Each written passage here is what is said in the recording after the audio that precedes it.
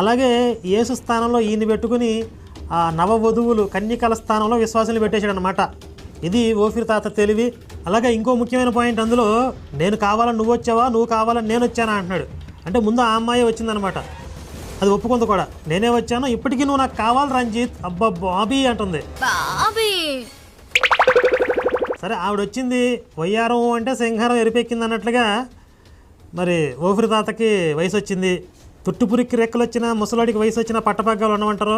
అలా ఓఫీర్ తాత ఇప్పుడు మరి విజృంభిస్తూ ఉన్నాడు.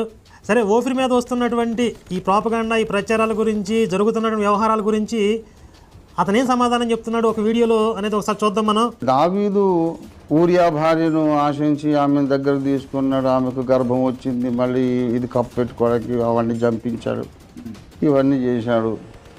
కనుక దావీదు రాసినటువంటి కీర్తనలు ఉన్నటువంటి బైబిల్ మీరు వాడొద్దు.